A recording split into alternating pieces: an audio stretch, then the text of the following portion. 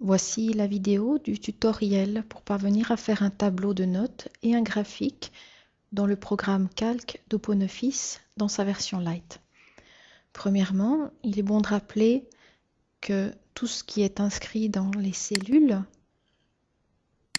sont en fait apparentes sur la barre ici blanche, la barre de texte qui est également la barre de formule. Lorsque je vais écrire quelque chose sous B1, si c'est un texte, il suffit donc de cliquer là-dessus et maintenant d'inscrire le texte que je veux voir apparaître dans le tableau. Puisque nous avions fait un tableau de notes, nous allons écrire note 1 qui sera le titre de la première colonne. On fait ça pour les 4 colonnes. Note 4 et souvenez-vous qu'on finissait le tableau par une moyenne. Commençons par de l'allemand. Pour toujours valider une cellule, il faut appuyer sur Enter.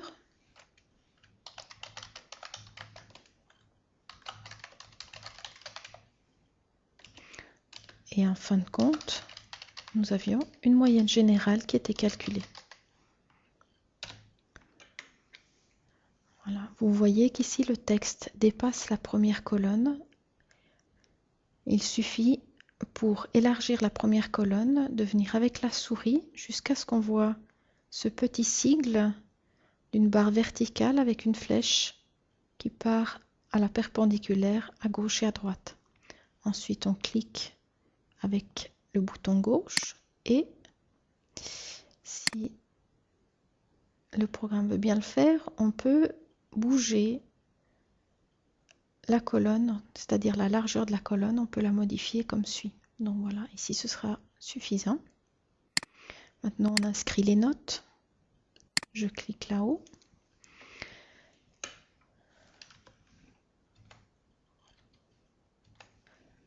Maintenant je vais inscrire une note avec une décimale.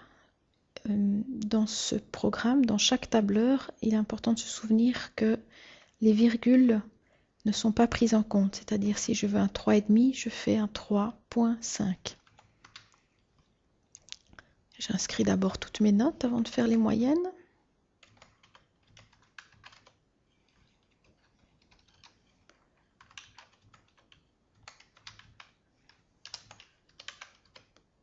Voilà. Je vous rappelle comment faire une moyenne. Je clique sur la cellule en question. Donc ce petit carré, ce petit rectangle s'appelle une cellule. Je viens ici. Il est important toujours de commencer une formule par un égal. Ensuite, vous cliquez sur la zone des fonctions. Sélectionnez moyenne. Vous voyez ici qu'il est écrit moyenne avec une parenthèse ouverte et une qui ferme la parenthèse. Maintenant, il s'agit de sélectionner la moyenne de quelle colonne nous voulons faire. Donc, vous cliquez gauche sur la première cellule et vous déplacez toute la zone, c'est-à-dire nous voulons une moyenne des 4 notes. Vous relâchez la souris et vous pouvez valider la cellule par Enter. Vous faites de même. On peut aussi cliquer sur égal pour les 2 autres branches. Moyenne. Je sélectionne et je valide. Et on fait ça donc pour les 3 branches. La moyenne générale se calcule sur le même principe, simplement en prenant en compte ces 3 moyennes par branche.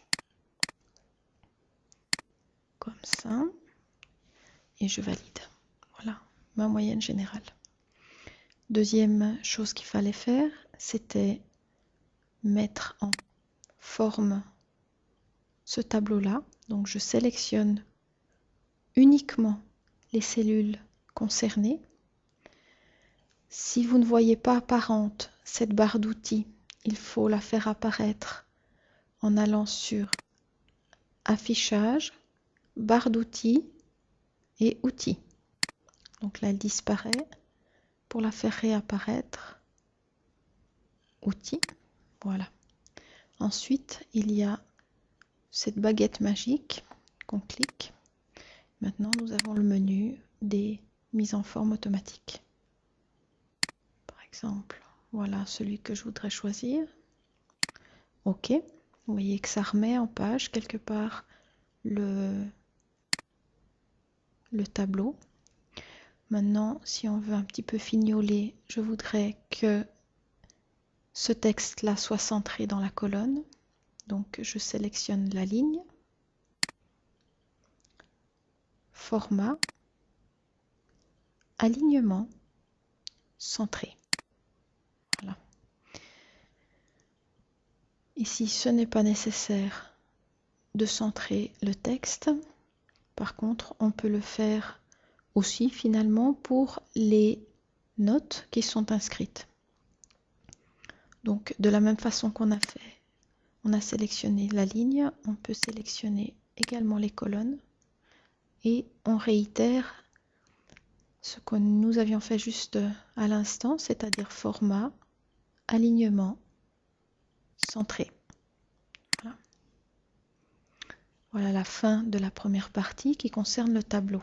Maintenant, afin de générer un graphique, il est nécessaire de reprendre toutes les cellules concernées. À présent, on clique sur cette icône qui représente un graphique. Maintenant, nous avons l'assistant du diagramme. Nous pouvons aller sur suivant. Ici, on voit quelles plages sont concernées. À ce propos, il est possible de remodifier si jamais on s'est trompé en recliquant ici. Et puis là, on peut de nouveau sélectionner les plages concernées. Suivant, la série de données.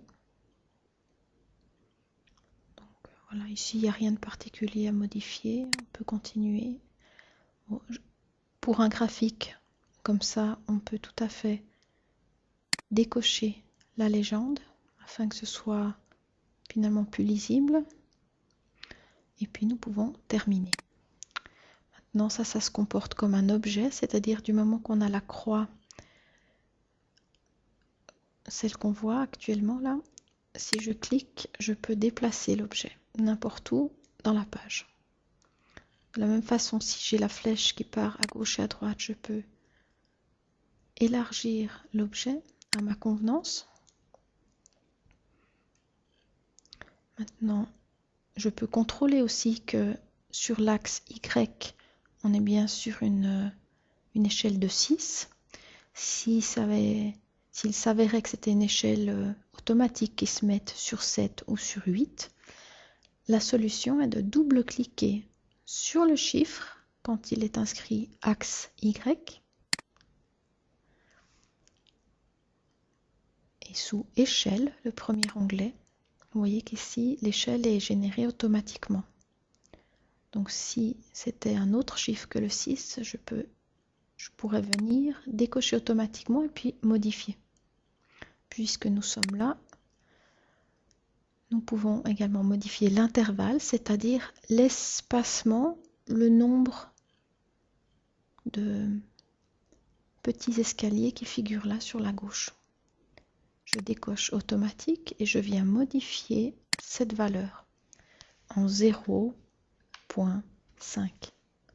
Je valide par OK et vous voyez que à présent, l'axe Y est bien plus précis et également plus lisible.